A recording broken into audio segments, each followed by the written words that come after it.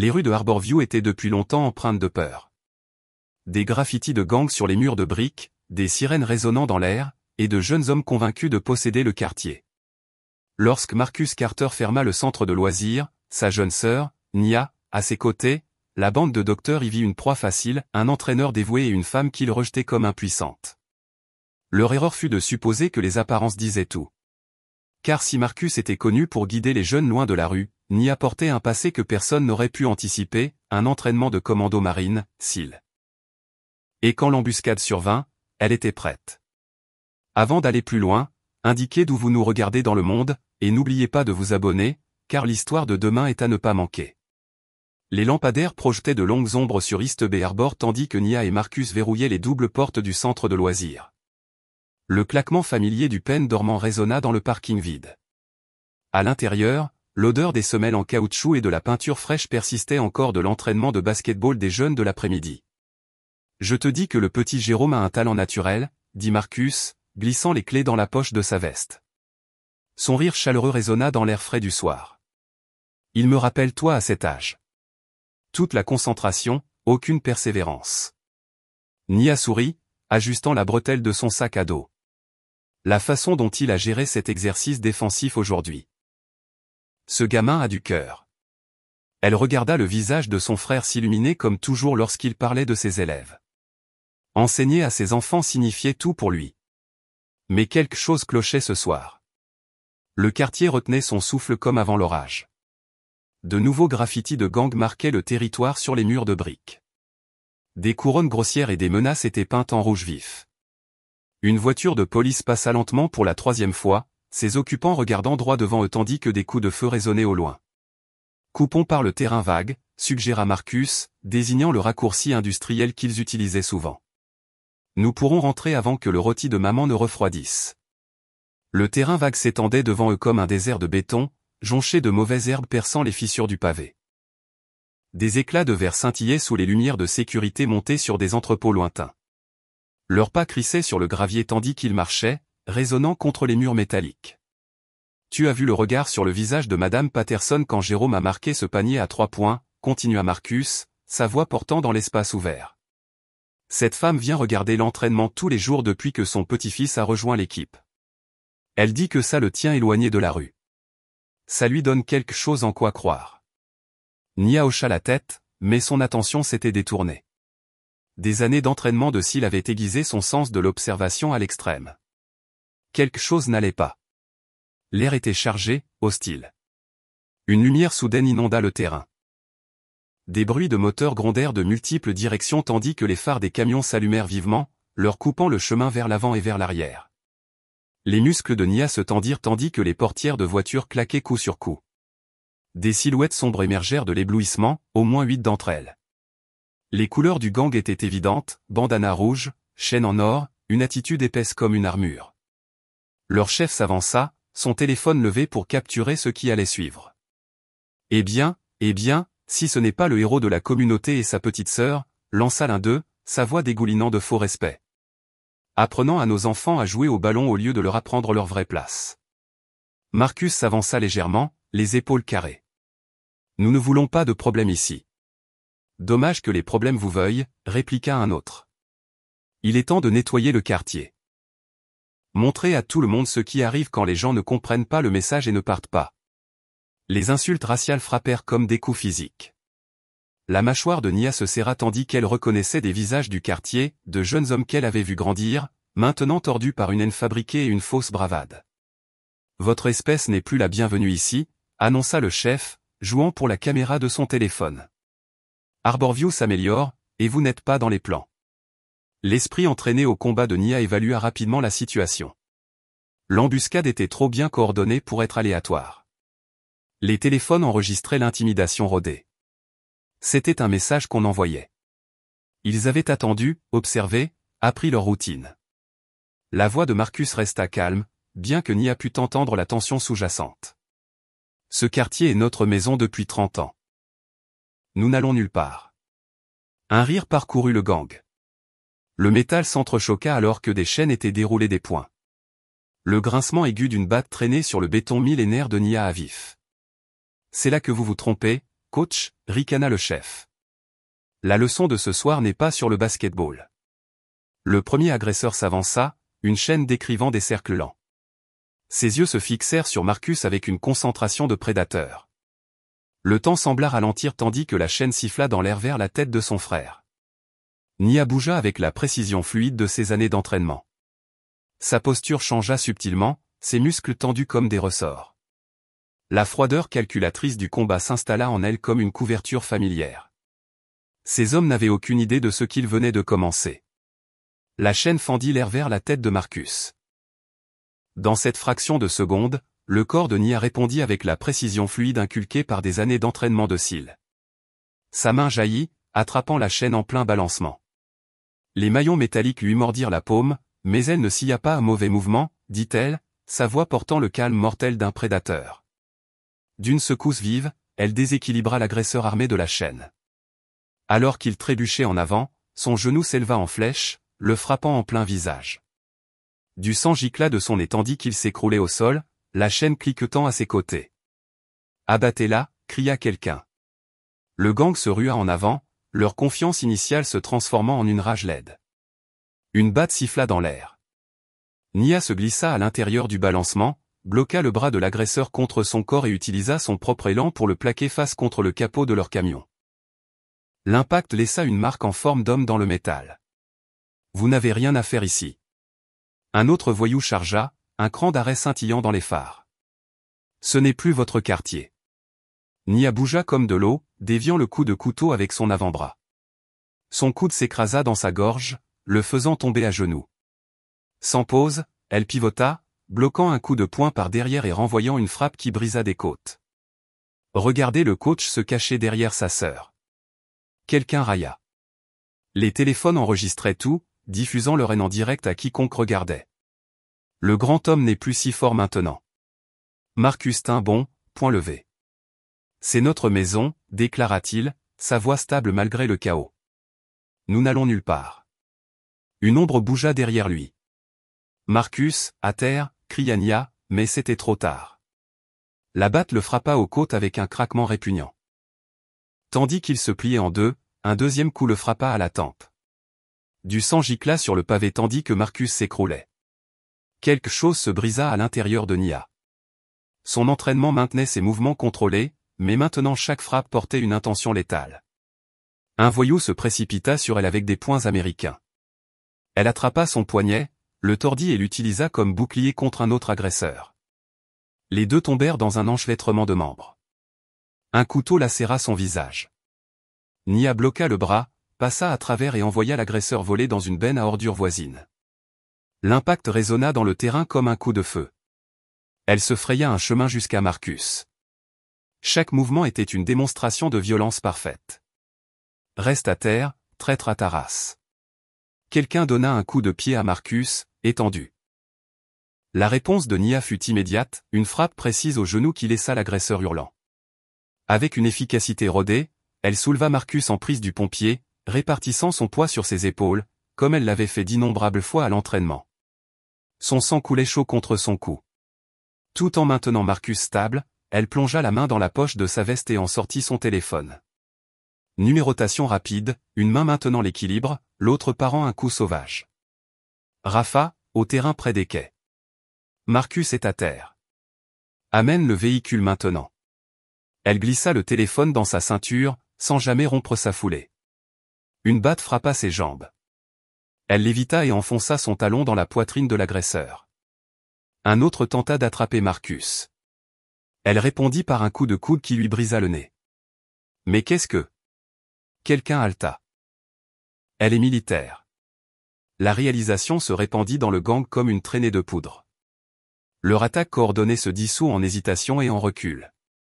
Nia continua d'avancer, un bras sécurisant Marcus, l'autre infligeant des dégâts précis à quiconque s'approchait. Une chaîne s'enroula autour de sa cheville. Elle pivota avec la traction, utilisant l'élan pour donner un coup de pied à un autre agresseur à la mâchoire. Le bruit des dents s'entrechoquant déchira l'air nocturne. Ce n'est pas ce pourquoi nous avons signé, marmonna l'un d'eux, reculant. D'autres suivirent, mais leur téléphone continuait d'enregistrer, diffusant leur humiliation à quiconque avait commandité cette attaque. La respiration de Nia resta régulière tandis qu'elle transportait Marcus à travers le terrain. Chaque pas était mesuré, puissant, son corps compensant son poids avec une précision entraînée. Du sang et de la sueur se mêlaient sur sa peau, mais son expression restait taillée dans la pierre. Des lumières rouges et blanches inondèrent soudain la scène alors que l'ambulance de Rafa s'arrêtait en crissant au bord du terrain. Les gyrophares peignaient tout en couleurs surréalistes, se reflétant sur le verre brisé et les armes éparpillées. Nia franchit la dernière distance à grandes enjambées, son corps ne montrant aucun signe de fatigue malgré le combat et le poids de Marcus. Rafa sauta du siège conducteur, ses mains expertes s'étendant déjà vers Marcus tandis que Nia le déposait avec précaution. Ce n'est que lorsque Marcus fut en sécurité sous les soins de Rafa que Nia se retourna vers le gang. Sa posture restait prête au combat, les épaules carrées, les mains détendues et préparées. Du sang, le sien et le leur, marquaient ses jointures. Les agresseurs restaient figés, les téléphones enregistrant toujours tandis que la vérité s'imposait. Ils s'étaient attendus à une cible facile, une simple intimidation. Au lieu de cela, ils avaient trouvé quelque chose d'entièrement différent. Les mots flottaient dans l'air comme de la fumée, ce n'est pas une victime. C'est une soldate. Les lumières fluorescentes de l'hôpital de Harbor View projetaient des ombres dures sur le visage contusionné de Marcus, étendu immobile dans son lit d'hôpital. Des moniteurs bipaient régulièrement, suivant ses signes vitaux. Nia se tenait à la fenêtre, son corps tendu malgré son épuisement. Ses jointures étaient enveloppées de gaz, mais elle avait refusé tout autre traitement tant qu'elle ne savait pas que Marcus irait bien. Rafa entra dans la pièce, toujours dans son uniforme de secouriste, portant 2 tasses de café. « Il est stable », dit-il, tendant une à Nia. « Commotion cérébrale, 3 côtes fêlées, mais rien de permanent. Marcus est coriace. Il s'en sortira. » Nia prit le café mais ne but pas, ces lâches savaient exactement ce qu'ils faisaient. Ce n'était pas aléatoire. À propos de ça, Rafa baissa la voix, jetant un coup d'œil à la porte. Vous vous souvenez de ce nouveau système de surveillance que la ville a installé le mois dernier? Celui dont il se vantait qu'il rendrait nos rues plus sûres. Nia se détourna de la fenêtre, son attention aiguisée. Qu'est-ce qu'il en est? Ce terrain où ils vous ont sauté dessus? Il y a une caméra sur le toit de l'entrepôt. Haute définition, vision nocturne, tout le nécessaire. Une pointe de satisfaction se glissa dans la voix de Rafa. Tout est enregistré? L'embuscade, le combat, leur visage, tout. Vous êtes sûr? Les doigts de Nia se resserrèrent autour de la tasse de café. Des images d'une clarté cristalline. Et ce n'est pas tout. Rafa sortit son téléphone. Pendant que vous vous faisiez examiner, j'ai parlé à des gens du dépanneur. Au moins une 12aine de personnes ont vu ces camions circuler plus tôt. Madame Jenkins de la fleuriste a dit qu'ils étaient garés là pendant des heures, à attendre. L'espoir vacilla dans la poitrine de Nia pour la première fois depuis l'attaque. Prémédité. Nous pouvons prouver que ce n'était pas juste une bagarre de rue. Nous avons déjà 3 témoins prêts à faire des déclarations. Rafa lui montra l'écran de son téléphone.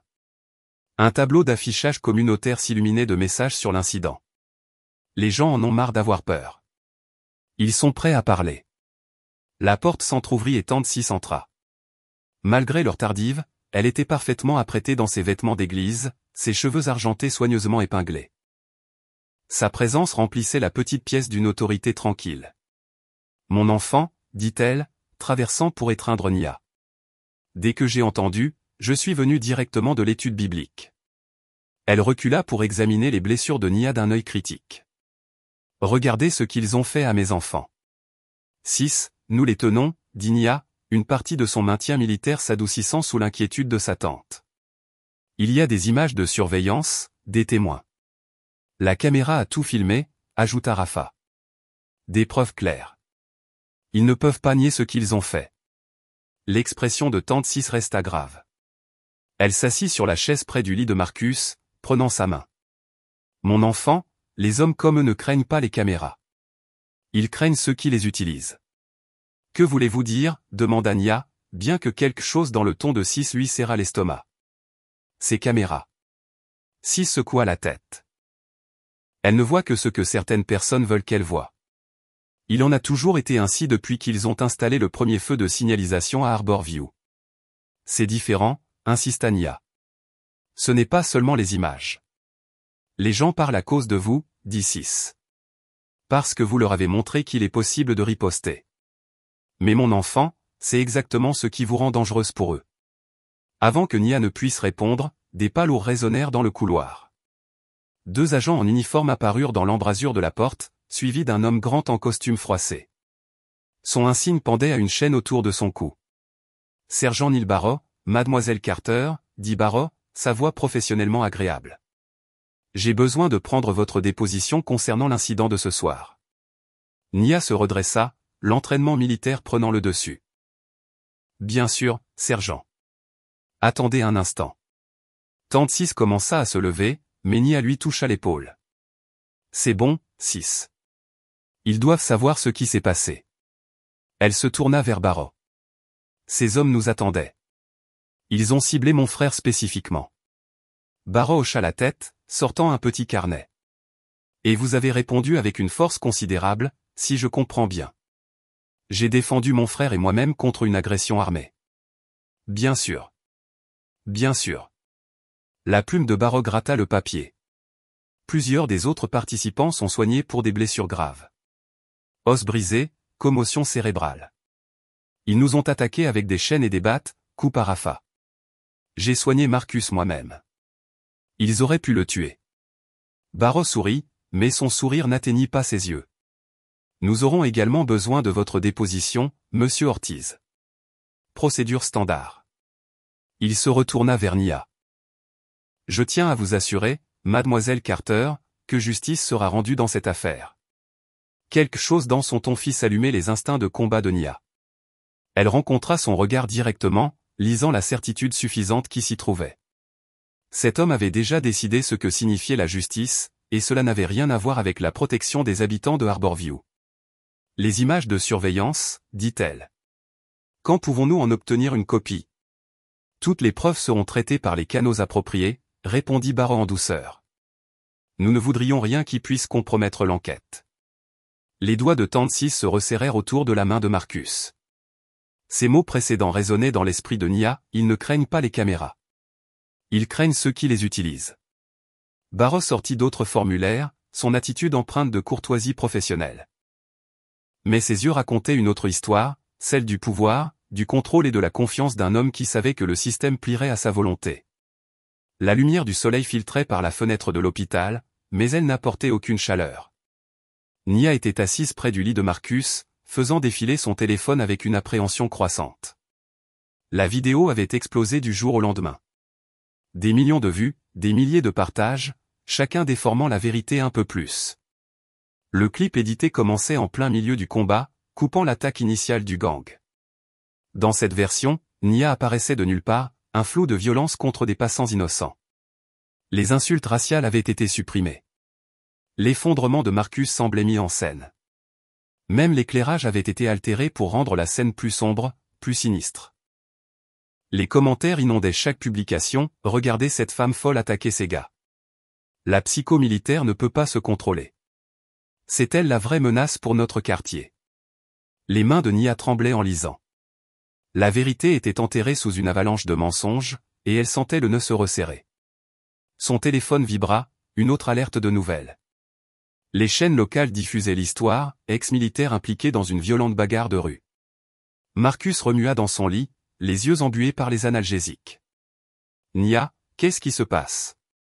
Avant qu'elle ne puisse répondre, des pas lourds remplirent l'embrasure de la porte.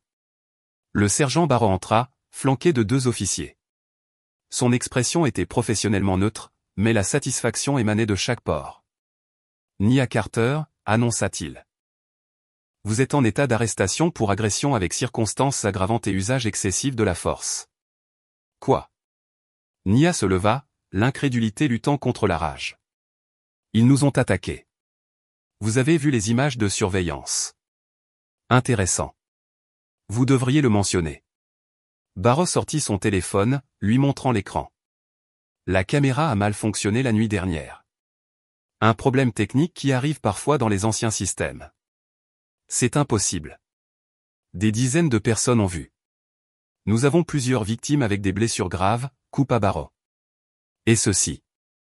Il leva un sac de preuves contenant un couteau tactique, sa lame scintillant. Trouvé sur les lieux.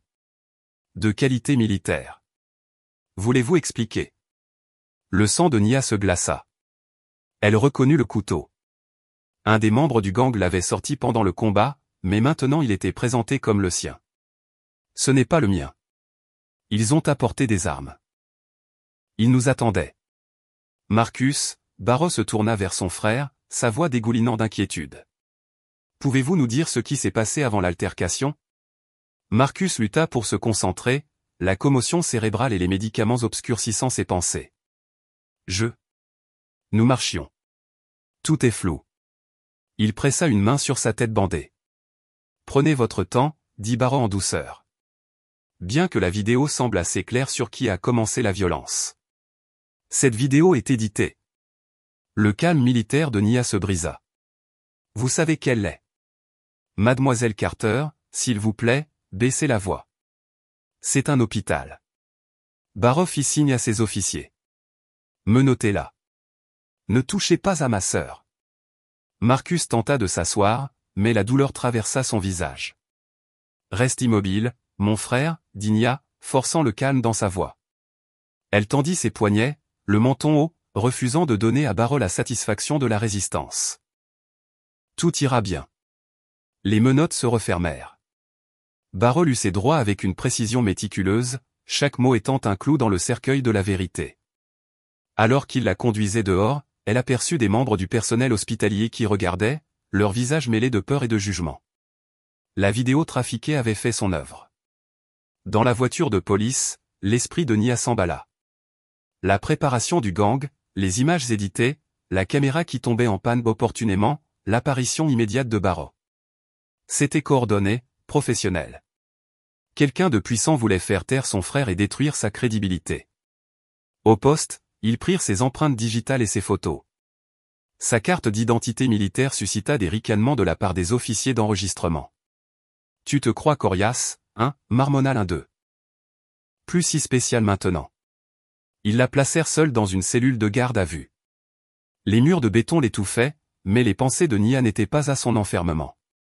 Elle reconstituait le schéma, le travail de Marcus au centre de loisirs, éloignant les jeunes des gangs, son discours prévu à la mairie sur le développement du quartier, l'agression ciblée, les preuves fabriquées. Un avocat commis d'office apparut brièvement, l'air stressé. Avec les preuves vidéo et les déclarations des victimes, il pousse pour des chefs d'accusation maximaux. L'audience de libération sous caution est demain. Ces victimes ont essayé de tuer mon frère, dit Nia d'un ton monocorde. Ce n'est pas ce que ça donne en ligne. L'avocat feuilleta nerveusement des papiers. Peut-être pouvons-nous plaider le stress mental temporaire, un PTSD lié à votre service. Non. La voix de Nia aurait pu couper l'acier. Je ne vais pas entrer dans leur récit. Je sais exactement ce que j'ai fait et pourquoi. L'avocat partit, promettant d'examiner les options. Nia se tint au barreau de la cellule, observant l'agitation du poste. Les officiers évitaient son regard. Des téléphones vibraient avec des alertes de médias sociaux. Son visage était partout, étiqueté comme une agresseur violente. Par la fenêtre, elle pouvait voir les rues de Harbor View, son quartier, sa maison, l'endroit que Marcus avait dédié sa vie à protéger. Maintenant, ils étaient tous deux dépeints comme des menaces pour la communauté même qu'ils servaient. Dans le silence de sa cellule, Nia murmura la vérité qu'elle avait comprise. Il savait qui j'étais. Ce n'est pas aléatoire. Sa voix se durcit avec certitude. C'est la guerre. Les mots flottaient dans l'air, une promesse de soldate. Son entraînement de SEAL lui avait appris à reconnaître les attaques coordonnées, à voir à travers la tromperie, à comprendre quand une fusillade faisait réellement partie d'une bataille plus vaste. Il ne s'agissait pas d'une nuit ou d'un combat. Il s'agissait de pouvoir, de contrôle, et de qui décidait de l'avenir de Harbor View. Le soleil de fin d'après-midi projetait de longues ombres sur le porche de Tente 6 tandis que Nia gravissait les marches usées. Ses épaules la faisaient souffrir du lit dur de la prison, mais la douleur n'était rien comparée à la colère qui brûlait dans sa poitrine. Les cloches de l'église sonnaient au loin, un son qui apportait habituellement la paix à Harbor View, mais qui aujourd'hui ressemblait à un avertissement. Tente 6 ouvrit la porte avant que Nia ne puisse frapper. Son visage, habituellement chaleureux, était marqué de rides d'inquiétude. « Entre ici, mon enfant, dit-elle, tirant Nia à l'intérieur. La maison sentait le pain de maïs frais et le café, la façon de 6 d'apporter du réconfort en temps de crise. Comment va Marcus? Demanda Nia, suivant Sis à la cuisine. Stable? Le médecin dit que la commotion est grave, mais il est coriace, comme sa sœur. Sis versa 2 tasses de café, ses mains stables malgré sa détresse évidente. Nia accepta la tasse mais ne put boire. Ils disent que c'est moi qui ai commencé, que je suis instable, dangereuse. Mon enfant, ils disent des choses sur nous depuis avant ta naissance. La voix de Sis se durcit. Mais cette fois, ce ne sont pas seulement des paroles. C'est calculé. Elle se dirigea vers un tiroir et en sortit une épaisse chemise cartonnée. Pendant que tu étais enfermé, j'ai passé quelques appels, parlé à des gens qui se souviennent de choses que d'autres veulent oublier. Sis étala des papiers sur la table de la cuisine, avis de zonage, permis de construire, procès-verbaux du conseil municipal, et au centre, un dépliant glacé qui fit bouillir le sang de Nia. Dr King Mater, le chef de gang, se tenait épaule contre épaule avec le conseiller municipal Roy Alverson lors d'un rassemblement pour le renouvellement communautaire. Marcus rassemblait des témoignages, expliqua Sis, tapotant les documents. Tous ces résidents de longue date qui sont poussés à partir, des incendies mystérieux dans de vieux bâtiments, l'activité des gangs qui montent en flèche chaque fois que quelqu'un parle. Il montait un dossier à présenter à la mairie la semaine prochaine. La main de Nia se resserra autour de sa tasse de café. L'attaque n'était pas aléatoire. Loin de là. Sis sortit d'autres papiers.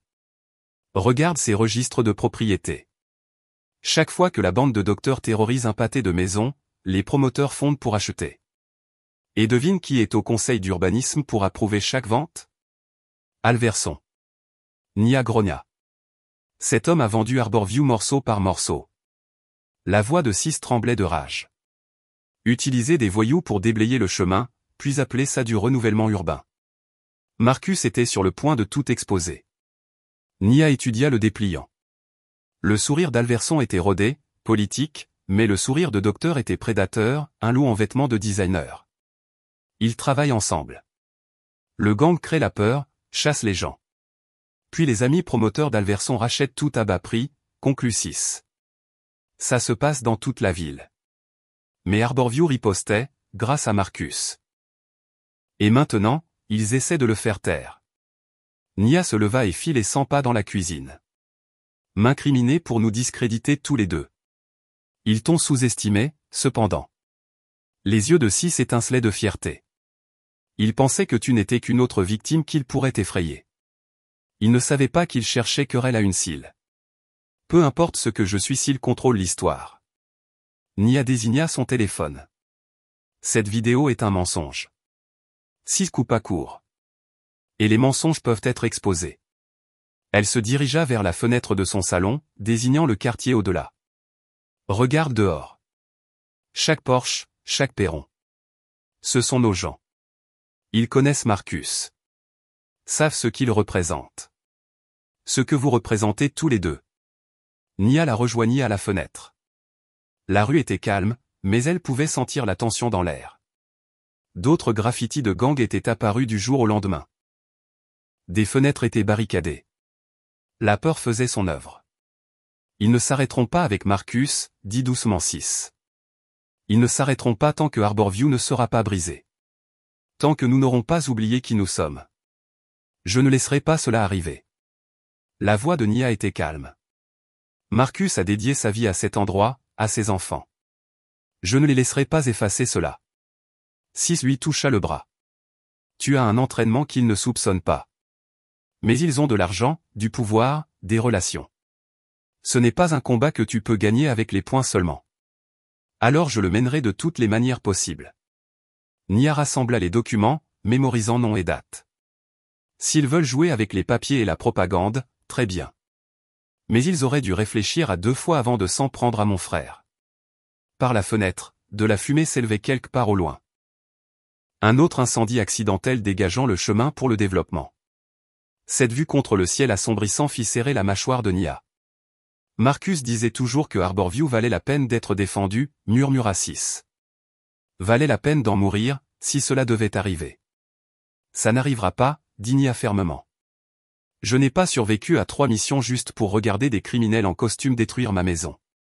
Elle regarda la ligne d'horizon brûlée, le quartier se battant pour son âme, les mêmes rues où Marcus enseignait aux enfants à dribbler des ballons de basket au lieu de vendre de la drogue, où l'église de 6 nourrissait les familles quand les emplois disparaissaient, où des générations avaient construit quelque chose qui valait la peine d'être protégé. S'ils veulent une guerre, dit Nia, sa voix froide et certaine. Ils ont choisi le mauvais soldat.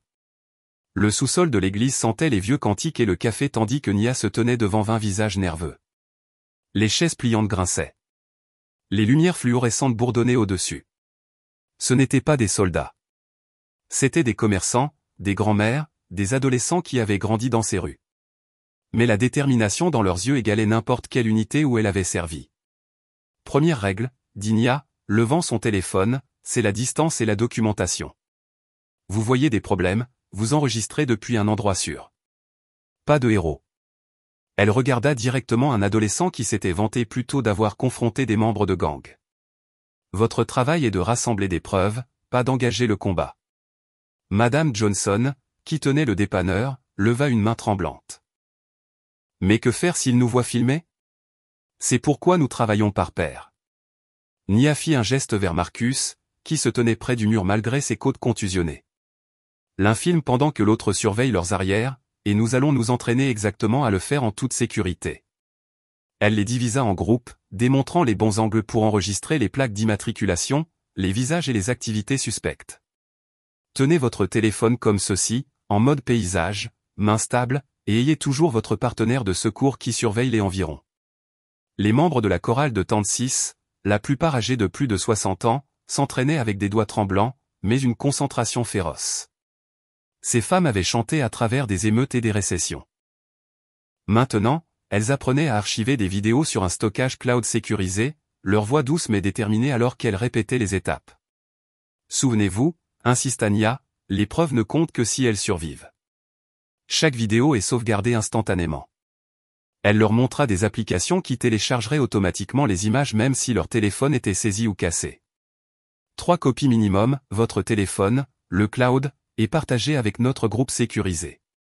Marcus boitait entre les groupes, offrant de légères corrections et des encouragements.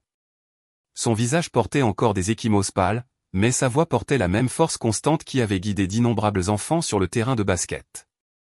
N'oubliez pas de raconter ce que vous voyez, leur rappela-t-il. Heure, date, lieu. Parlez clairement pendant l'enregistrement. Une jeune femme, Teresa du centre de jour, s'entraîna à filmer tout en décrivant une activité suspecte. 2 hommes ensuite à capuche sombre, côté nord de Marshall Street, jeudi, 19h15, marchant vers le bâtiment Williams. Sa voix gagnait en confiance à chaque détail. Bien. Nia hocha la tête. Les détails comptent. Plus votre documentation est spécifique, plus il est difficile pour eux de nier ce qui se passe. Elle se déplaça dans la pièce, ajustant les prises et les angles, montrant comment filmer discrètement depuis les fenêtres ou les portes. Ce n'étaient pas des techniques de combat, mais elles étaient tout aussi vitales pour la survie. Chaque menace enregistrée, chaque acte d'intimidation documenté était une autre pièce d'armure pour leur quartier. Vous ne vous protégez pas seulement vous-même, leur dit-elle. Vous protégez l'histoire de Harborview, son avenir. Dans le coin, Marcus aidait à organiser un emploi du temps pour les accompagnateurs de personnes âgées, des volontaires pour accompagner les seniors au magasin, à l'église et aux rendez-vous médicaux. Malgré ses blessures, il insista pour prendre des cars lui-même. Nous nous déplaçons en groupe maintenant, dit-il. Personne ne marche seul. Nia le regarda avec un mélange de fierté et d'inquiétude. L'attaque l'avait secoué, mais n'avait pas brisé son esprit. Au contraire, elle avait renforcé sa détermination à riposter, non pas avec les poings, mais avec l'organisation et l'unité. Que se passe-t-il quand ils nous menacent, demanda quelqu'un. Ils n'arrêtent pas de dire qu'ils savent où nous vivons. C'est pourquoi nous documentons tout, répondit Nia. Chaque menace, chaque tentative d'intimidation, construisait le modèle. Montrez à quel point c'est systématique. Elle démontra une technique simple de désescalade, reculez, restez calme, continuez d'enregistrer. Vos images sont votre arme. Le groupe s'exerça aux stratégies de sortie, aux mots de passe, aux moyens rapides d'alerter le réseau si des problèmes survenaient. Nia leur fit mémoriser les numéros de téléphone clés et les points de ralliement. Ce n'était pas un entraînement tactique, mais c'était de la défense communautaire, quelque chose d'aussi puissant à sa manière. Souvenez-vous, dit-elle, ils veulent nous effrayer et nous isoler. C'est comme ça qu'ils gagnent. Mais nous sommes plus forts ensemble. La voix de Tante Cis s'éleva de l'endroit où elle aidait les membres âgés à s'exercer avec leur téléphone. Nous chantons ensemble depuis 40 ans. Maintenant, nous filmons ensemble aussi. Qu'ils essaient de nous arrêter. La détermination dans la pièce était palpable. Ces gens avaient vu leur quartier lentement empoisonné par la peur. Maintenant, ils apprenaient à riposter, non pas par la violence, mais par la visibilité et la solidarité. Marcus prit la parole depuis son coin. Chaque fois qu'ils nous poussent, nous documentons. Chaque menace, chaque acte de vandalisme, chaque accident qui chasse les gens. Nous construisons les preuves qu'ils ne peuvent ignorer. Nia se dirigea vers l'ancien tableau noir au fond de la pièce. La surface était usée par des années de leçons de catéchisme, mais la craie écrivait toujours clairement et blanc alors qu'elle épelait 2 mots, Arbor Watch. La pièce se tut, la regardant. C'est ce que nous sommes maintenant, dit-elle, soulignant les mots. Les yeux et les oreilles de notre communauté, observant, documentant, protégeant, non pas avec les poings ou les armes, mais avec la vérité. Elle regarda les visages devant elle, des commerçants, des grands-mères, des adolescents, des membres de chorale, pas des soldats, mais des défenseurs à part entière. Chacun apprenant à se tenir un peu plus droit, à regarder la peur en face, et à brandir un téléphone au lieu de reculer. Arbor Watch, répéta doucement Marcus. D'autres le répétèrent, les mots se répandant dans le sous-sol comme une prière. Nia recula du tableau noir, ces 2 simples mots brillants sous la lumière fluorescente. Elle ne construisait pas une armée. Elle construisait une résistance, apprenant à sa communauté à riposter avec des faits au lieu de la force, à faire la lumière sur chaque recoin sombre où la corruption tentait de se cacher. Encore, dit-elle, pratiquons une fois de plus. Montrez-moi comment vous documenterez ce qui arrive à notre maison. Le soleil du soir projetait de longues ombres à travers les fenêtres du centre de loisirs tandis que Nia regardait Marcus trier des papiers à son bureau. Ses contusions s'étaient estompées en jaune, mais la fatigue marquait toujours son visage. Le bruit des baskets crissant résonnait du gymnase où l'entraîneur Tony, l'assistant de Marcus depuis 3 ans, faisait des exercices avec l'équipe de jeunes. Tu devrais te reposer, dit Nia, appuyé contre l'encadrement de la porte. Marcus réussit un sourire fatigué. Je ne peux pas. Je dois trouver comment maintenir les lumières allumées avec toutes ces inspections de sécurité qu'il nous inflige. Une agitation venant de l'extérieur attira leur attention. Par la fenêtre du bureau, ils virent 3 des hommes de docteur se prélasser près d'un SUV noir sur le parking. Mais ce qui glaça le sang de Nia fut la vue de l'entraîneur Tony marchant vers eux, jetant nerveusement un coup d'œil par-dessus son épaule. Qu'est-ce qu'il fait? Marcus se leva, la confusion brouillant ses traits. Ils regardèrent Tony atteindre le SUV. De l'argent changea de main. D'épaisses enveloppes passèrent entre les vitres teintées. Les épaules de Tony s'affaissèrent tandis qu'il glissait quelque chose dans sa veste. Non, murmura Marcus. Il ne ferait pas ça. Mais Nia était déjà en mouvement. Elle se glissa par la porte latérale, utilisant les ombres du bâtiment pour se couvrir. Des années d'entraînement de cils rendirent ses pas silencieux alors qu'elle contournait le SUV. L'emploi du temps est le même, entendit-elle Tony dire. Il traverse toujours le terrain après la fermeture le jeudi. Marcus me fait confiance pour toutes les routines. Marcus apparut à la porte du centre de loisirs, le visage blême. Tony.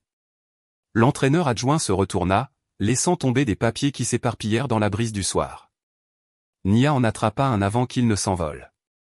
C'était un emploi du temps imprimé, les routines quotidiennes de Marcus, soigneusement annotées avec les heures et les itinéraires. Le SUV décolla, laissant Tony seul tandis que Marcus boitait vers lui. Depuis combien de temps, demanda Marcus, sa voix brisée. Depuis combien de temps nous vends-tu? La façade de Tony s'effondra. Marcus, tu ne comprends pas. Ils m'ont offert un poste. Du vrai argent, des avantages.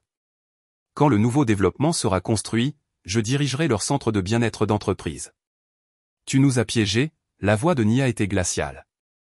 Cette nuit-là sur le terrain, tu leur as dit exactement quand nous serions là. Ils ont dit qu'ils ne feraient que vous effrayer, protesta Tony.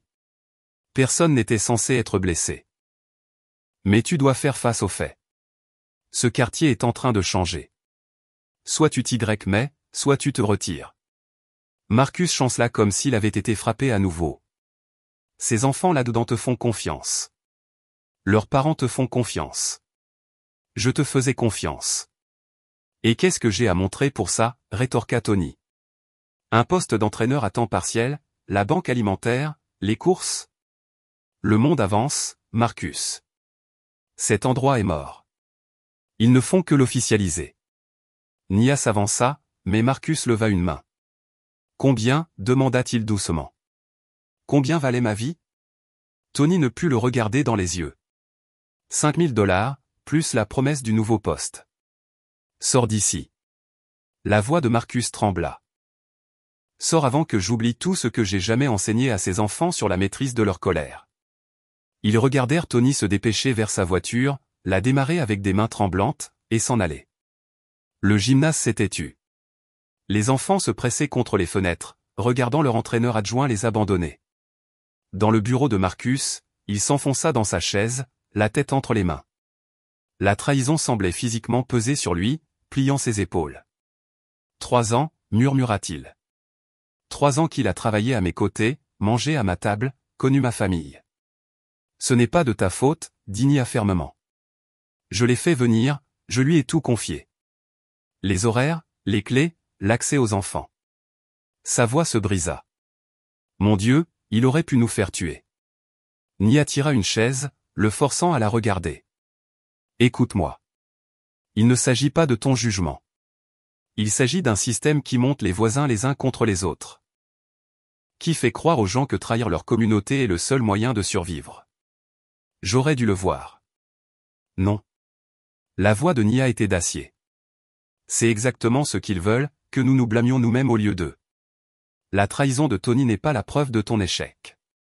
C'est la preuve de la profondeur de cette pourriture, à quel point nous avons désespérément besoin de la combattre. Marcus fixa les papiers éparpillés sur son bureau, horaires, budget, fiches d'autorisation de parents qui lui confiaient l'avenir de leurs enfants. Peut-être que Tony a raison.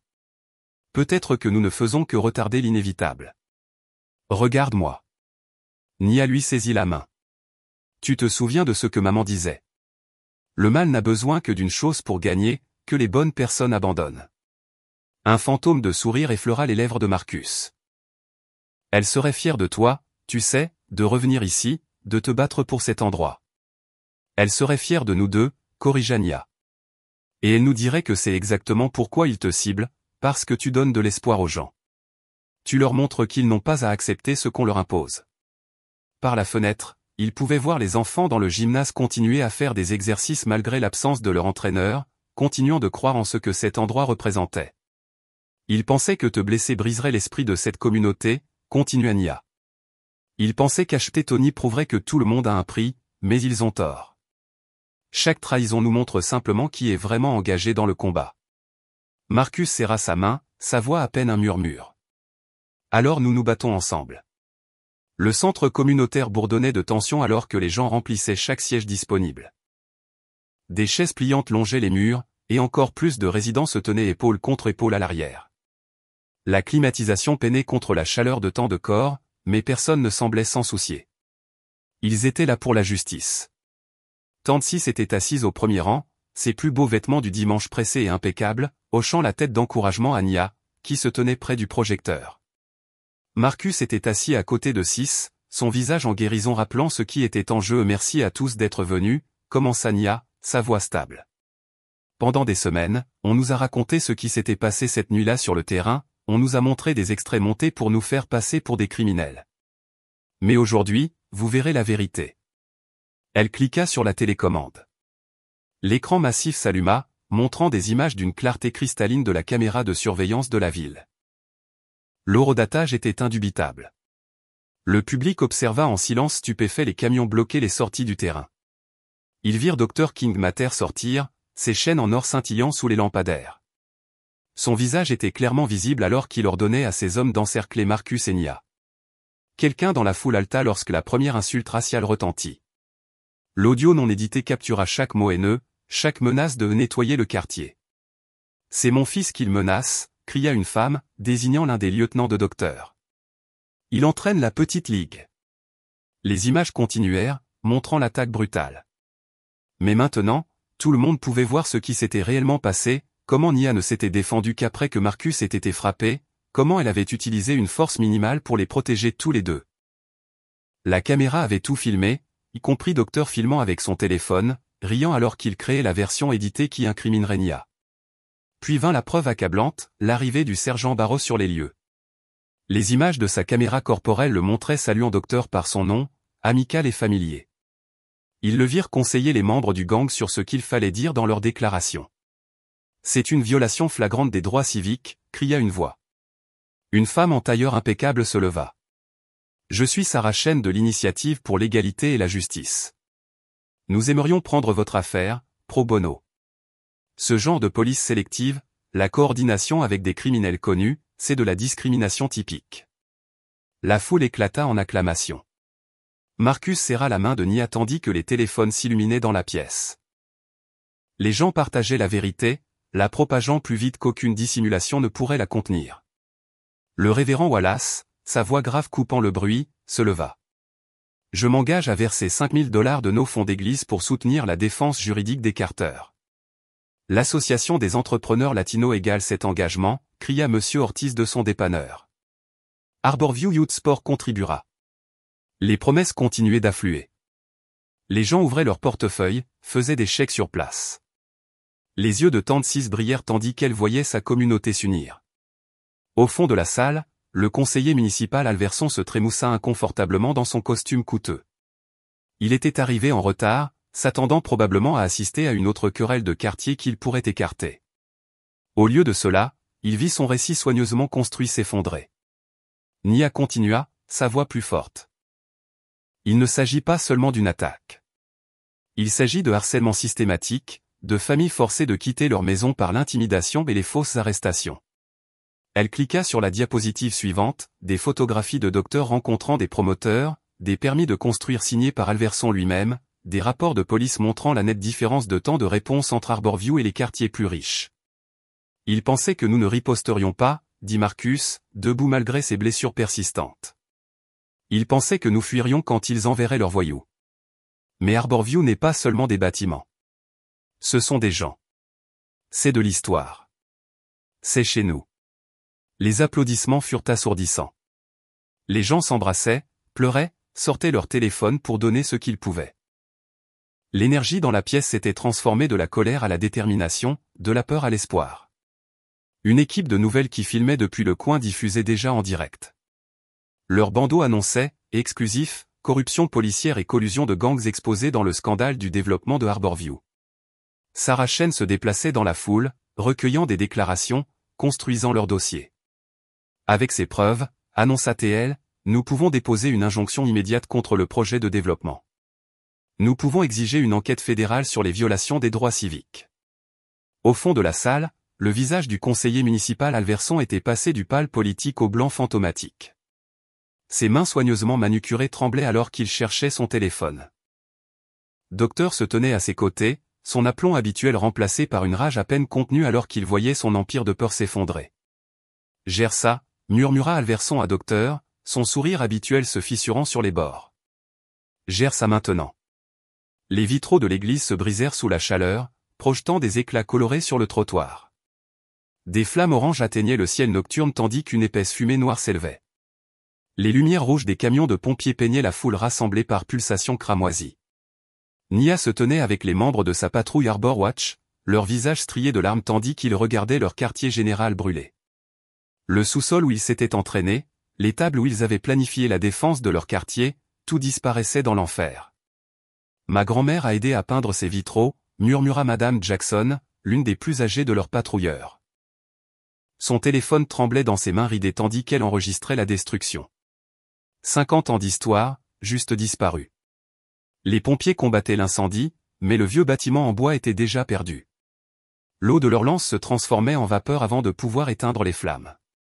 La chaleur était si intense que la foule devait reculer sans cesse tandis que les pompiers établissaient un périmètre plus large. Le sergent Barrow se tenait à l'écart, faisant mine de prendre des notes. Son visage vacillait d'une satisfaction mal dissimulée tandis qu'il parlait dans sa radio. Incendie criminel probable. Pourrait être lié à un gang, ou peut-être des représailles de ces types de surveillance de quartiers militants. Les poings de Nia se serrèrent à ces mots, mais elle garda sa voix stable. Vous savez exactement qui a fait ça. Attention, Carter ricana. Des accusations comme celle-là pourraient être considérées comme menaçantes envers un officier. Alors que l'aube se levait sur Harborview, le feu s'était finalement éteint en ruine fumante. L'air sentait toujours la fumée et les cendres. Le téléphone de Nia vibra avec un SMS de Marcus, 911. Policier au centre de loisirs. Viens vite. Elle arriva pour trouver des voitures de police entourant le centre de jeunes. Des officiers conduisaient Marcus menotté tandis que les caméras de nouvelles filmaient. Le sergent Barreau brandit un sac de preuves contenant de la poudre blanche. Un tuyau anonyme nous a poussé à vérifier son bureau, annonça Barreau au journaliste. Nous avons trouvé cette cachette de stupéfiants dans le bureau où il conseille les enfants. On se demande vraiment ce qu'il en est de tout son numéro de leader communautaire. Le visage de Marcus était un masque d'incrédulité. Ce n'est pas à moi. Je n'ai jamais vu ça auparavant. Ses yeux rencontrèrent ceux de Nia. Ils savaient tous les deux que c'était une vengeance pour l'assemblée publique. À midi, l'histoire était partout. Les chaînes d'information locales diffusaient les images de l'arrestation de Marcus en boucle. Les médias sociaux explosèrent d'une indignation fabriquée. Les sections de commentaires se remplirent d'accusations racistes sur des voyous se faisant passer pour des modèles et des militants violents détruisant le quartier. Une vidéo virale montrait des extraits soigneusement choisis de l'entraînement de combat de Seal de Nia sur une musique sinistre. La légende disait, le vrai visage de Harbor Watch. Une tueuse entraînée dirige un groupe militant terrorisant un projet de développement. Devant l'église brûlée, Tante Sis se tenait dans sa robe du dimanche, le dos droit malgré son chagrin. Les cendres flottaient comme de la neige grise autour de ses pieds. L'odeur âcre du bois brûlé et du plastique fondu planait dans l'air. D'abord, ils ont essayé de nous racheter, dit-elle doucement. Ensuite, ils ont essayé de nous faire peur. Maintenant, ils nous brûlent et empoisonnent nos noms. Elle toucha la pierre angulaire noircie, ses doigts se couvrant dessus. Ils ont déclaré la guerre ouverte.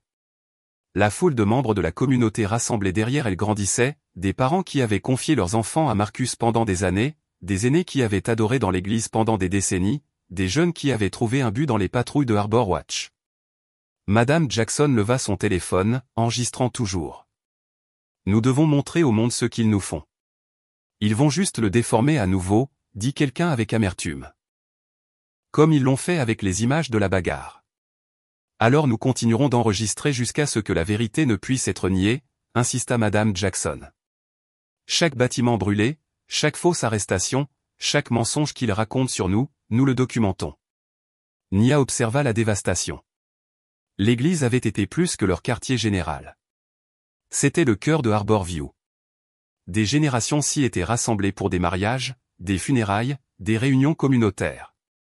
Maintenant, c'était une ruine fumante, et son frère était en prison sous de fausses accusations. Rafa arriva avec sa trousse de secouristes, vérifiant les résidents pour l'inhalation de fumée. C'est de plus en plus dangereux, Nia, murmura-t-il pendant qu'il travaillait. Ils intensifient. La prochaine fois, ce ne sera peut-être pas un bâtiment vide qu'ils incendieront. Nous savions qu'ils se battraient salement une fois que nous les aurions exposés, répondit Nia, regardant d'autres fourgons de presse arriver pour filmer la destruction. Mais nous ne pouvons pas reculer maintenant. Harborview est notre maison. Le soleil matinal montait plus haut, illuminant toute l'étendue des dégâts. Le toit de l'église s'était entièrement effondré. Des cantiques carbonisés et des chaises fondues jonchaient le sol. L'enseigne du quartier général de Harbor Watch pendait de travers et roussie, un témoignage amer de ce qu'ils avaient perdu. Mais en regardant les visages déterminés autour d'elle, Nia vit quelque chose que les incendiaires n'avaient pas prévu. Chaque acte de destruction, chaque fausse accusation ne faisait que renforcer leur détermination. La communauté ne fuyait pas. Elle se mettait en colère. La veillée commença au coucher du soleil. Des centaines de résidents de Harborview se rassemblèrent devant l'église brûlée, tenant des bougies qui repoussaient l'obscurité grandissante. Leurs flammes formaient une rivière de lumière dans la rue, une réponse défiante à l'incendie criminel qui avait tenté de briser leur esprit. Marcus se tenait devant, le visage encore contusionné, mais la voix forte alors qu'il menait la foule à chanter Wichel Overcome. Les fausses accusations de drogue n'avaient pas tenu. La communauté s'était mobilisée pour payer sa caution en quelques heures. Maintenant, il représentait tout ce que les promoteurs craignaient, l'unité, la résilience, l'espoir. Nia scruta la foule depuis sa position près des marches de l'église, cherchant des menaces. Le rassemblement paisible la mettait mal à l'aise. Trop de monde entassé. Trop d'angles morts entre les bâtiments. Son entraînement de cils hurlait que c'était la mise en place parfaite pour une attaque. Une voiture de police roula lentement, le sergent Barrow au volant. Il croisa le regard de Nia et sourit. Ce sourire lui glaça le sang. Le premier signe de problème survint lorsque plusieurs camionnettes banalisées tournèrent dans la rue, leurs moteurs grondant. Avant que Nia ne puisse réagir, elles accélérèrent vers la foule.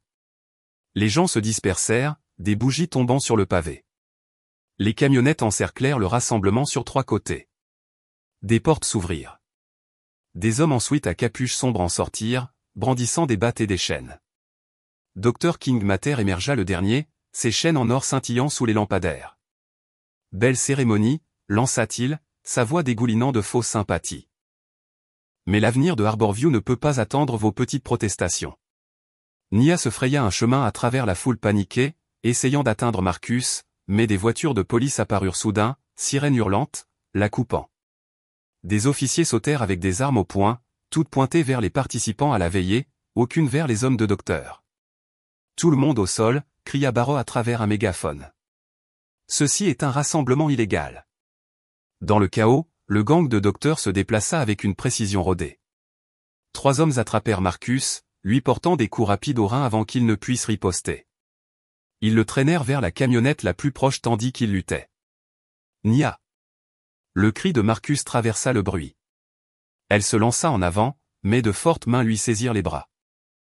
2 officiers les lui tordirent derrière le dos, la projetant face contre une voiture de patrouille. Nia Carter. La voix de Barrow dégoulinait de satisfaction. Vous êtes en état d'arrestation pour incitation à l'émeute et violation de vos conditions de libération sous caution. Il ment, cria-t-elle à la foule. Filmez tout. À travers la vitre de la voiture de police, elle regarda impuissante Marcus être jeté dans la camionnette. Ses yeux rencontrèrent les siens un instant désespéré avant que la porte ne claque. La camionnette démarra en trombe, laissant des traces de pneus noirs sur l'asphalte. Les téléphones enregistrèrent tout, mais Nia savait que cela n'aurait pas d'importance. Ils éditeraient les images, déformeraient le récit, feraient passer les victimes pour des criminels, tout comme ils l'avaient fait avec l'attaque sur le terrain. Le trajet jusqu'au poste passa dans un flou de rage et de peur. Ils la mirent dans une cellule de garde à vue profondément dans le sous-sol du bâtiment, loin des fenêtres ou de toute activité. Le message était clair, personne ne serait témoin de ce qui allait se passer ensuite. Les heures s'écoulèrent. Le banc de béton n'offrait aucun réconfort. Chaque minute qui passait était une minute de plus que Marcus passait aux mains de ses ravisseurs. Elle fit les 100 pas dans la petite cellule, l'esprit traversant des scénarios, essayant de deviner où il l'avait emmené. Vers minuit, 2 paires de pas s'approchèrent. Barrow apparut avec un homme que Nia reconnut d'après les reportages, le conseiller municipal Alverson, le politicien de poche du promoteur. « Quel gâchis vous avez fait, mademoiselle Carter » dit Alverson, rajustant sa cravate coûteuse. Toute cette violence, tout ce désordre, c'est exactement pourquoi Harborview a besoin de rénovation urbaine.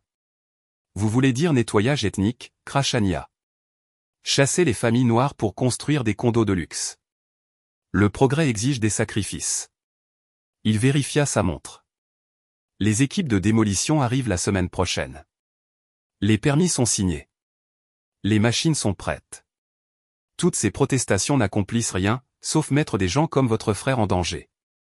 La menace plana dans l'air comme de la fumée. Marcus était leur levier, leur moyen d'assurer la soumission de la communauté. Où est-il? La voix de Nia était d'un calme mortel. En sécurité? Barrow ricana.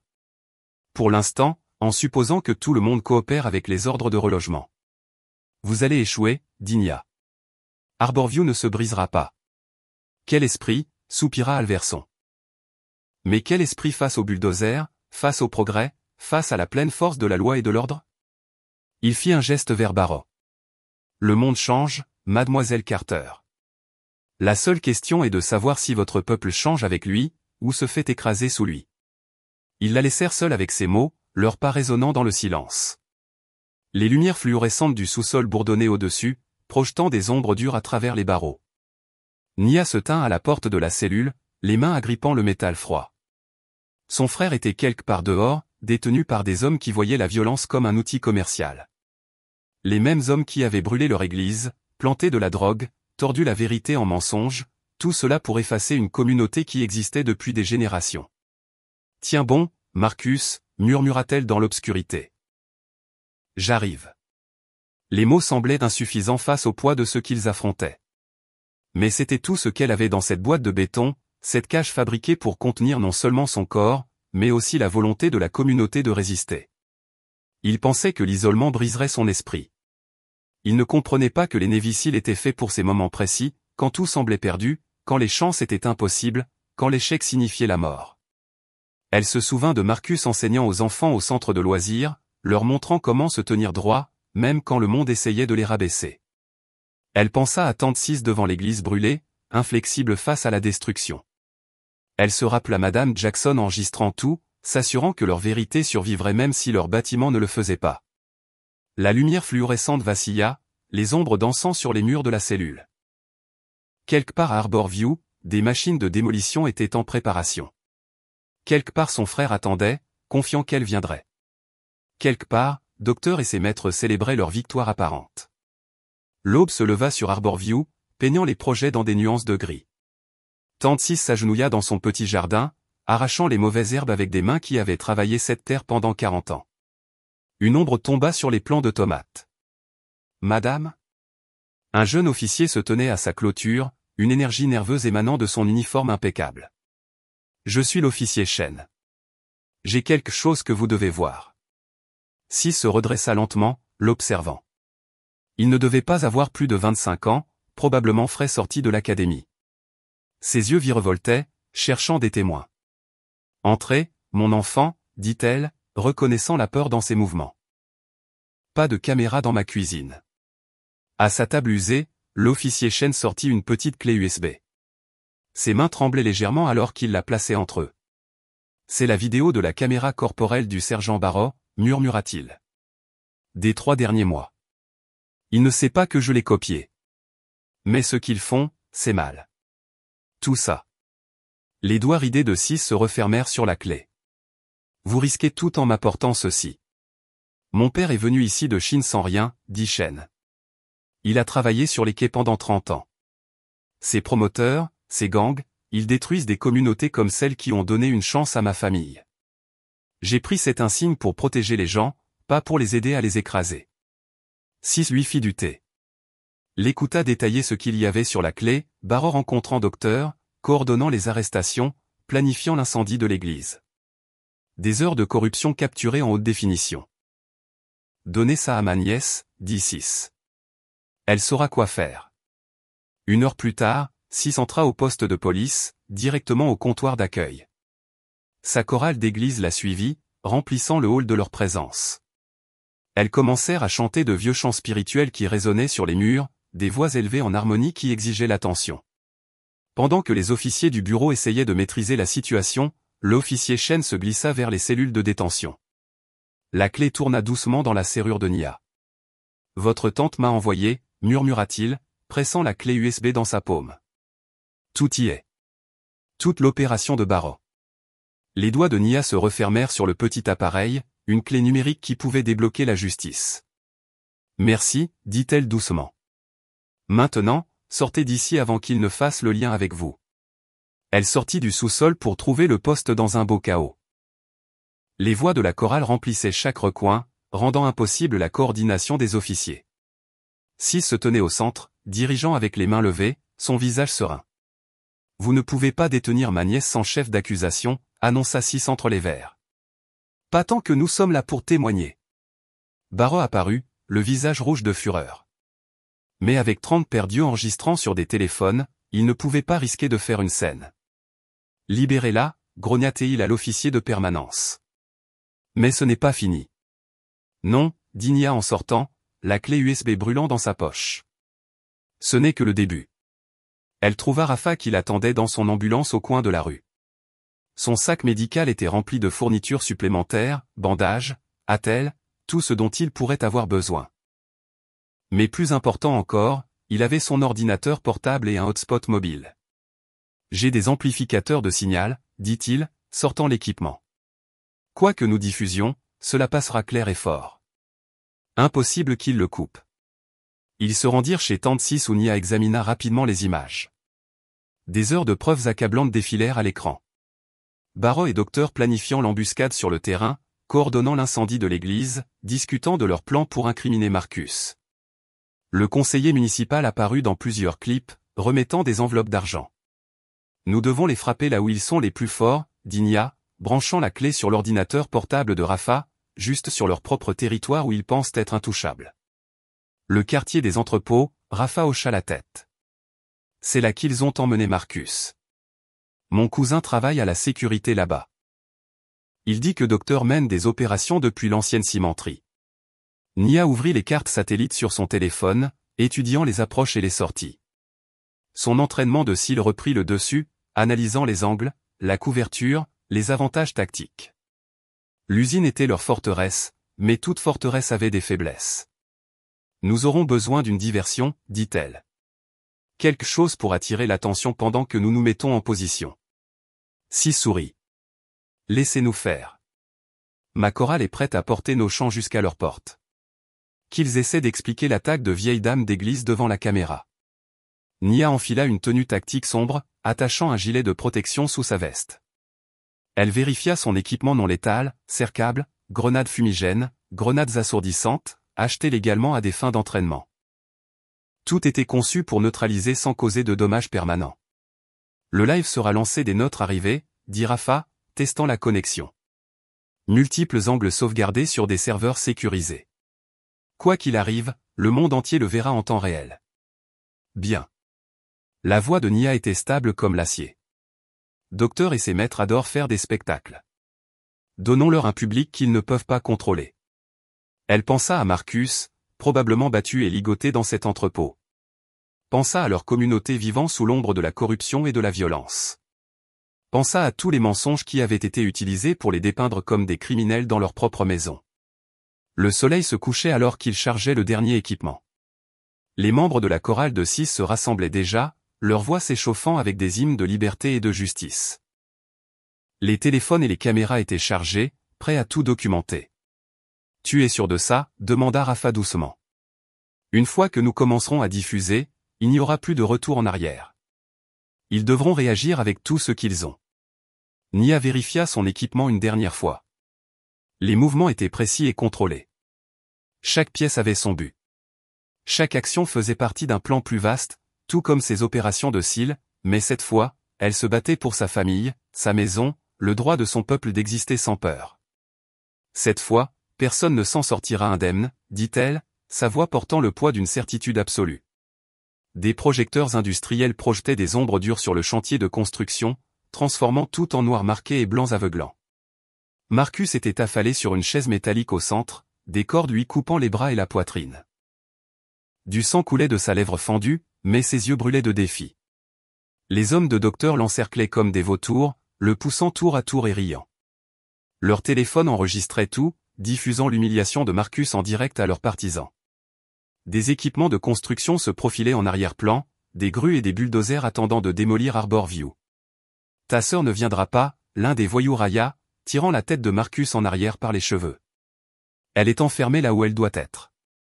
Peut-être devrions-nous lui envoyer des morceaux de toit, suggéra un autre, ouvrant un couteau. Montrons-lui ce qui arrive quand. Une silhouette apparut dans la lumière. Nia se tenait seule à l'entrée du chantier, vêtue de simples vêtements sombres. Aucune arme visible. Sa posture était détendue mais parfaitement équilibrée, comme un tigre qui semble désinvolte avant de frapper. Un rire éclata du gang.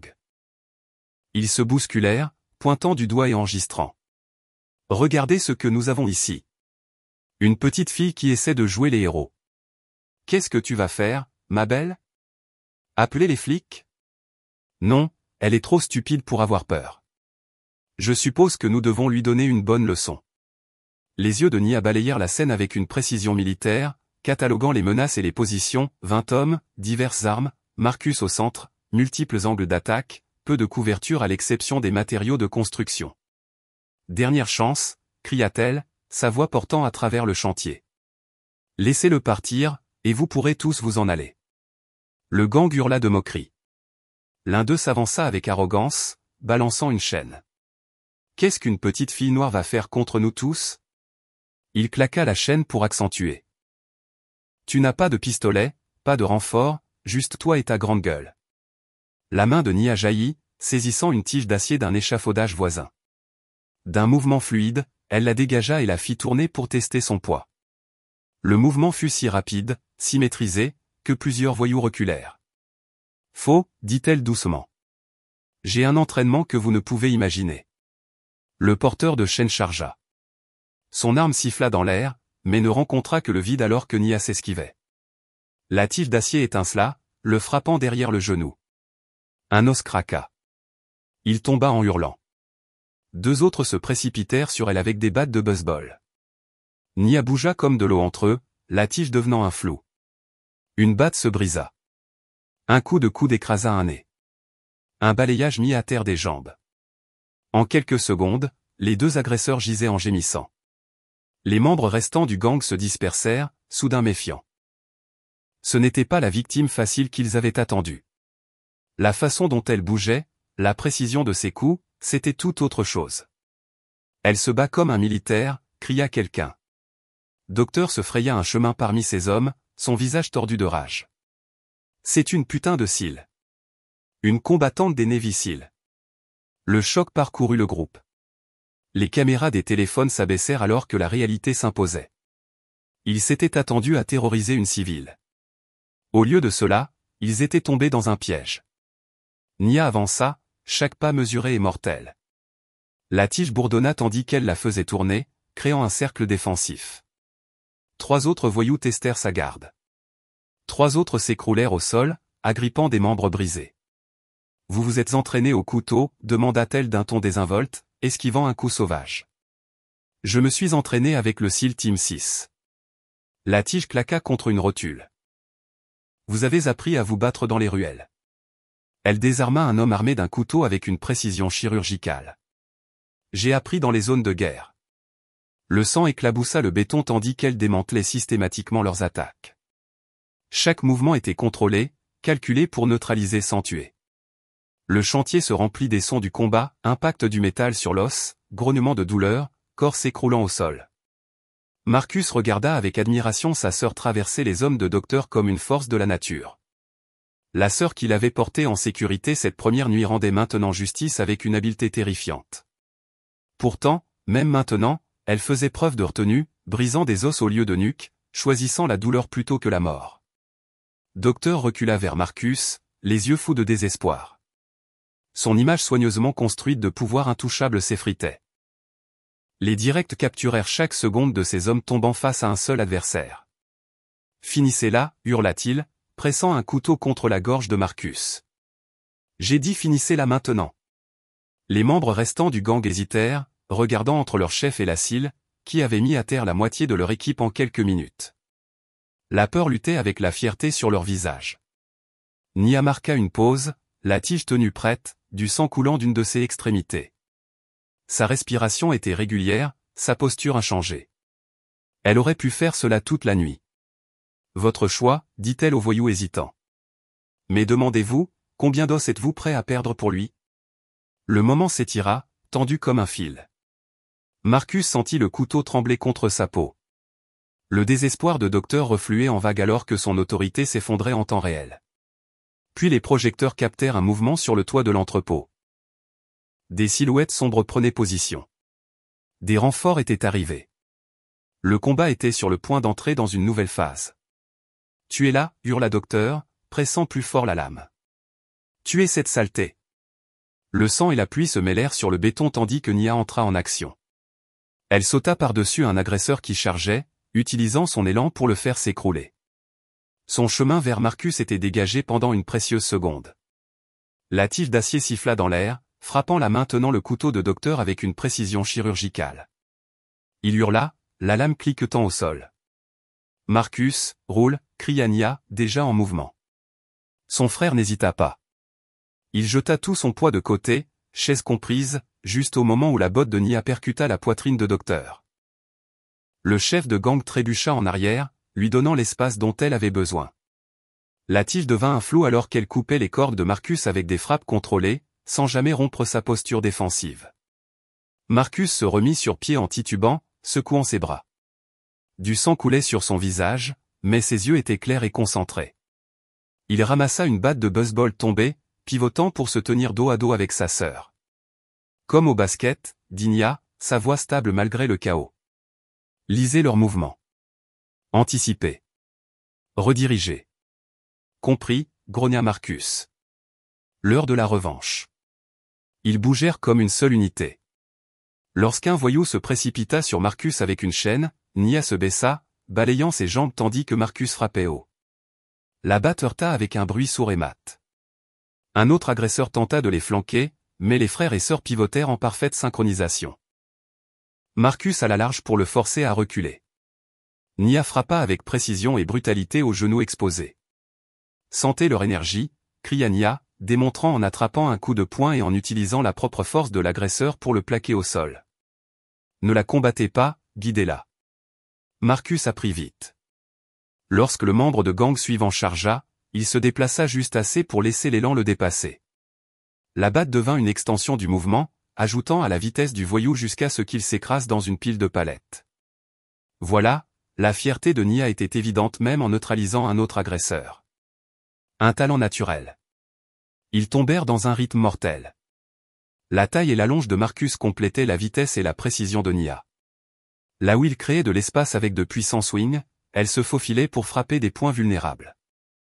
Lorsque les agresseurs tentaient de les submerger par le nombre, les frères et sœurs bougeaient comme des danseurs, échangeant place et cible avec une grâce fluide. Deux voyous se précipitèrent sur eux simultanément. Marcus et Nia s'écartèrent, puis se rapprochèrent, piégeant leurs adversaires entre eux.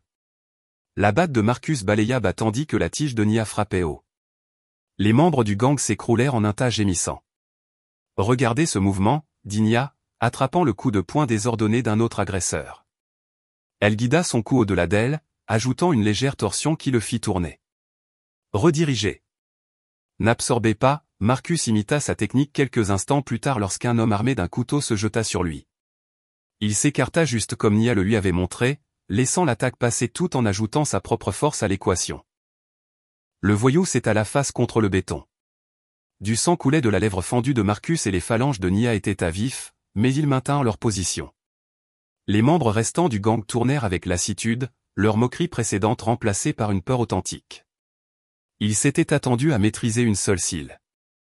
Au lieu de cela, ils faisaient face à une unité de combat frères-sœurs se déplaçant avec une efficacité dévastatrice. Le visage de Docteur se tordit de rage en voyant son équipe systématiquement démantelée. Il ramassa son couteau tombé et chargea les frères et sœurs avec un rugissement de fureur désespérée. Nia rencontra son assaut avec une précision mécanique. La tige d'acier dévia son coup sauvage, puis claqua sur son poignet. Le couteau tomba à nouveau, mais cette fois Nia continua de bouger. Elle passa la tige derrière son cou et tordit, le forçant dans un étranglement brutal. Maintenant, Marcus, cria-t-elle, contrôlant le corps agité de Docteur. Marcus intervint. Batte levée. La reconnaissance vacilla dans les yeux de Docteur.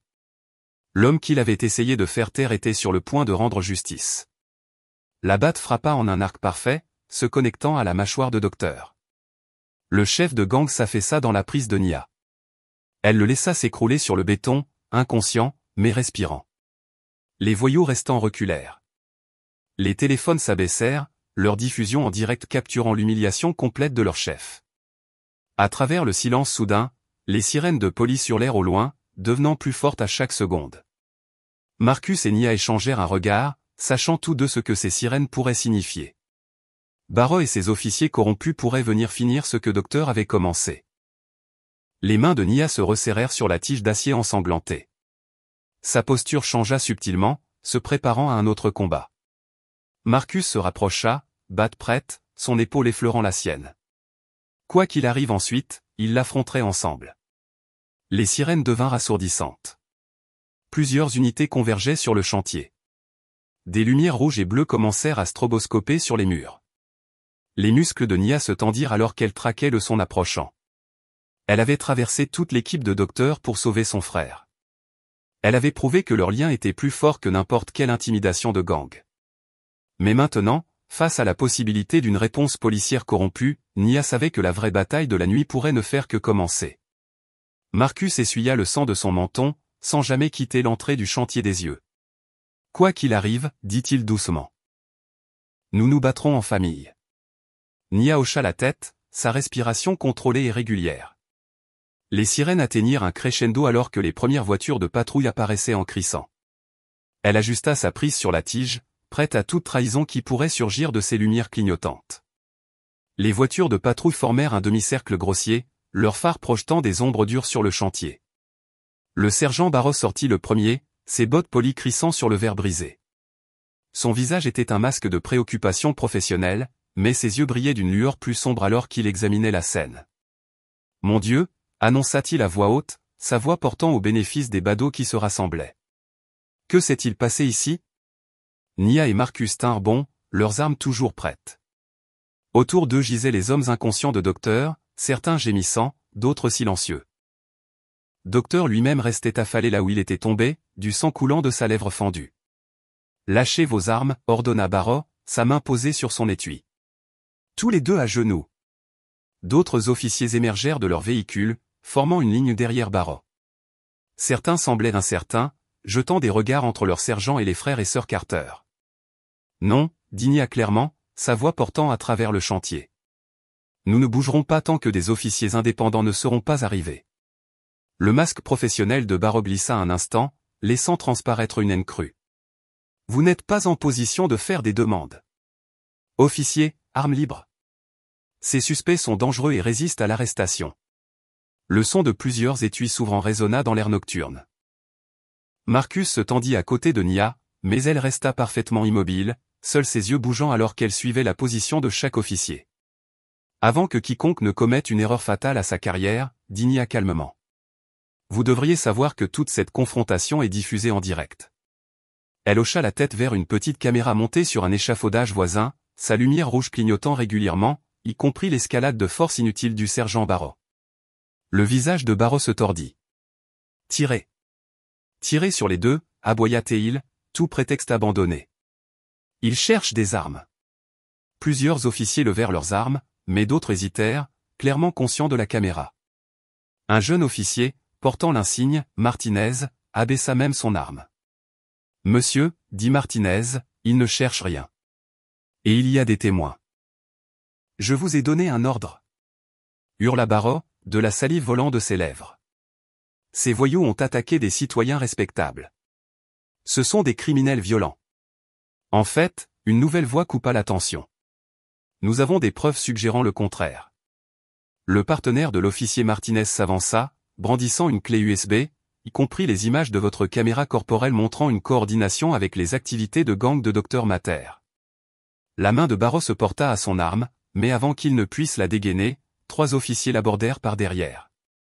Son arme de service glissa sur le béton alors qu'il le maîtrisait avec des menottes. Que signifie ceci? Une nouvelle voix retentit à travers le chantier. Le conseiller municipal Alverson traversa la ligne de police, son costume coûteux incongru parmi l'équipement tactique. J'exige de savoir pourquoi des officiers retiennent le sergent Barros. Parce que nous avons des preuves, monsieur le conseiller, cria Nia. Elle fit un signe à Rafa, qui émergea de derrière une pile de palettes avec son téléphone levé, toujours en direct. Des preuves de votre collaboration avec Dr Mater pour terroriser les résidents de Harborview. Des preuves de l'application sélective de la loi par Barros. Des preuves de tout le système corrompu. Le sourire politique de Alverson vacilla. C'est ridicule. J'ai toujours soutenu le renouvellement urbain. Vous voulez dire le déplacement forcé, coupa Marcus, sa voix forte malgré ses blessures. Travailler avec des criminels pour chasser les gens de chez eux. Je n'aurais jamais, commença Alverson. Mais Rafa s'était approché avec son téléphone, un micro captant chaque mot. Alors expliquez cette chaîne de mai, dit Rafa, montrant son écran. Détaillant des paiements aux gangs de docteurs via des sociétés écrans, coordonnant des campagnes de pression contre des résidents spécifiques, y compris l'ordre de cibler Marcus Carter avant son témoignage à la mairie. Le visage de Alverson devint crayeux. C'est sorti de son contexte. Barros m'a assuré que les méthodes étaient légales. Donc, vous admettez avoir travaillé avec le sergent Barros, demanda l'officier Martinez, sortant un bloc-notes. Le conseiller municipal sembla se dégonfler en réalisant ce qu'il avait dit. Ses yeux papillonnèrent entre les caméras, les officiers et ses propres mots suspendus dans l'air. « Je veux mon avocat », murmura-t-il. D'autres voitures de patrouille arrivèrent, celles-ci portant les insignes des affaires internes. La détective Sandra Chen sortit, examinant la scène d'un œil aiguisé. « Sergent Barreau », annonça-t-elle. « Vous êtes en état d'arrestation pour corruption, complot et tentative de meurtre. » Elle se tourna vers le conseiller municipal. « Monsieur Alverson, vous nous accompagnerez également. » Des officiers s'avancèrent avec des menottes. Alors que Chen continuait, « Nous montons ce dossier depuis des mois. La diffusion en direct de ce soir nous a juste donné les dernières pièces dont nous avions besoin. » Ils traînèrent Barreau sur ses pieds. Son visage était un masque de rage impuissante tandis que les officiers lui récitaient ses droits. À proximité, d'autres policiers menottaient Docteur, toujours inconscient, et les membres de son gang. Alverson tendit ses poignets sans résistance, son aplomb de politicien enfin brisé. Sous les projecteurs de construction, il paraissait vieux et petit. La détective Chen s'approcha de Nia et Marcus. « Nous aurons besoin de vos déclarations, dit-elle. Mais d'abord, occupons-nous de ses blessures. » Nia abaissa enfin sa tige d'acier, l'épuisement s'infiltrant dans ses muscles. Marcus vacilla légèrement à ses côtés, et elle le stabilisa d'une main douce. Le chantier était devenu une mer de lumière clignotante et de véhicules officiels. Des techniciens de scènes de crime photographiaient tout tandis que des secouristes soignaient les blessés. Malgré tout, la diffusion en direct continua, garantissant que ce qui s'était passé ici ne pouvait être enterré ou déformé. Rafa se rapprocha, son téléphone diffusant toujours. « Un mot pour les téléspectateurs ?» demanda-t-il doucement. Nia regarda les trois architectes de la terreur de Harborview, Docteur, Barreau et Alverson, tous menottés sous les projecteurs. La justice n'était pas seulement rendue. Elle était témoignée, enregistrée, indéniable. La vérité éclate toujours au grand jour, dit-elle simplement, son bras autour des épaules de son frère, peu importe leurs efforts pour l'enterrer. Le soleil d'automne peignait Harborview d'un or chaleureux, projetant de longues ombres sur le nouveau pavé de Freedom Court. Le nouveau terrain de basket-ball brillait, ses lignes nettes et blanches contrastant avec des surfaces bleu foncé. Des gradins métalliques flanquaient les deux côtés, déjà remplis de membres de la communauté vêtus de leurs plus beaux atours du dimanche. Nia se tenait au bord du terrain, un filet de basket drapé sur son épaule. Les cicatrices sur ses jointures s'étaient estompées en rose, mais elle pouvait encore sentir l'écho de ce combat d'entrepôt dans ses articulations. Elle regarda Marcus se déplacer parmi la foule, serrant des mains et acceptant des étreintes. Sa claudication était à peine perceptible maintenant, bien qu'il favorisât toujours son côté droit lorsqu'il était fatigué. Difficile de croire que cela ne fait que 6 semaines, dit Rafa, apparaissant à ses côtés. Il portait un uniforme de secouriste propre, venant de finir son service. Le procès a été plus rapide que prévu. Les preuves ont le don d'accélérer les choses, répondit Nia, pensant aux innombrables clips vidéo, dossiers financiers et témoignages qui avaient enseveli le gang de docteurs et leurs alliés corrompus. Les membres du gang avaient conclu des accords de plaidoyer, se dénonçant mutuellement en échange de peines plus légères. Docteur lui-même écopa de 20 ans pour avoir orchestré la violence, sa façade de dur à cuire s'effondrant face aux accusations fédérales. Plusieurs de ses lieutenants risquaient des peines de plus de 10 ans de prison. Le sergent Barreau avait tenté de prétendre qu'il enquêtait de l'intérieur, mais les images de sa caméra corporelle racontaient une toute autre histoire. Les enregistrements le montraient conseillant à Docteur comment terroriser les résidents tout en évitant des accusations graves. Il faisait face à 30 ans pour corruption, complot et tentative de meurtre. La chute du conseiller municipal Alverson avait été particulièrement spectaculaire. Des journalistes avaient mis au jour un réseau de pots de vin, de rétrocommissions et de comptes offshore liés au projet de réaménagement. Il avait démissionné en disgrâce, puis avait conclu un accord pour éviter la prison en dénonçant d'autres fonctionnaires corrompus. Le scandale avait forcé une refonte complète du conseil d'urbanisme de la ville. L'argent du règlement avait été substantiel, suffisamment pour rénover le centre de loisirs, reconstruire l'église incendiée et construire ce nouveau terrain. Plus important encore, Harborview avait été désigné district historique protégé, à l'abri du développement prédateur. La voix de Tante Cis s'éleva au-dessus du brouhaha de la foule, forte et claire. Rassemblez-vous, famille. La communauté forma un cercle autour de la ligne médiane du terrain. Cis se tenait dans sa robe violette flottante, une boîte en bois sculptée à la main soigneusement tenue dans ses mains ridées. Dans cette boîte, annonça TL, se trouvent les cendres de notre église brûlée. Aujourd'hui, nous les mélangeons à la terre sous ce terrain, afin que nos enfants jouent toujours sur une terre rendue sacrée par le sacrifice. Elle s'agenouilla lentement, ses genoux arthritiques protestants, et ramassa une poignée de terre d'un trou préparé. Les cendres y furent versées, sombres et fines, avant qu'elle ne tapote la terre pour la remettre en place. Cet endroit marque le cœur de Freedom Court, continua 6, se levant. Où nous nous souvenons que la victoire ne vient pas seulement de la force, elle fit un signe de tête à Nia, mais de l'unité, de la foi, et du refus de bouger. Marcus s'avança, faisant rebondir un ballon de basket. Le son résonna net et clair sur les nouveaux paniers. Le premier match commence dans 10 minutes, cria-t-il. Ligue Junior, montrez-moi ce que vous avez. Les enfants se bousculèrent pour s'aligner, leur excitation électrique. Beaucoup portaient de nouveaux maillots donnés par des entreprises locales, de véritables uniformes pour la première fois dans l'histoire du programme jeunesse de Harborview. Nia se dirigea vers le panier le plus proche, déroulant le filet. Les maillons métalliques tintèrent alors qu'elle les enfilait dans l'arceau. C'était le même modèle qu'elle avait utilisé au lycée, le genre qui pouvait résister à l'air marin et aux jeux rudes. Tu sais, dit doucement Rafa à côté d'elle. Ce que tu as fait ce soir-là n'était pas seulement pour sauver Marcus. Tu l'as porté alors, oui, mais ce faisant, tu nous as tous portés. Tu nous as menés jusqu'à la justice. Nia marqua une pause, la dernière boucle du filet dans ses doigts. Nous nous sommes portés mutuellement, corrigea-t-elle. Chaque voisin qui a rejoint les patrouilles, chaque aîné qui a témoigné, chaque enfant qui a refusé d'être effrayé de ses terrains. Elle attacha le dernier nœud et recula. Le filet se balançait légèrement dans la brise, captant la lumière du soleil comme des fils d'argent. Marcus rassembla son premier groupe de joueurs, démontrant la bonne forme de tir. Sa voix portait à travers le terrain, patiente et encourageante comme toujours. Certains de ses enfants avaient été témoins du combat dans l'entrepôt, avaient vu leur entraîneur battu et emmené. Mais les voici de retour sous sa direction, refusant de laisser la peur gagner. Une petite plaque de laiton attira l'œil de Nia, montée sur le pilier d'entrée du terrain. Elle s'approcha pour la lire correctement, Rafa la suivant. Le métal brillait chaud au soleil, sa gravure profonde et permanente, Freedom Court, dédiée à ceux qui ont refusé de s'incliner. Harborview Strong 2023. Pas mal pour un quartier qu'ils ont essayé d'effacer, commenta Rafa. Le premier coup de sifflet retentit, net et clair. Les enfants se mirent en position, leurs chaussures crissant sur le terrain immaculé. Parents et grands-parents encourageaient depuis les gradins tandis que les jeunes frères et sœurs se pressaient contre la clôture, impatients de leur tour. Marcus croisa le regard de Nia de l'autre côté du terrain et sourit, le même sourire chaleureux et inébranlable qu'il avait depuis qu'ils étaient enfants.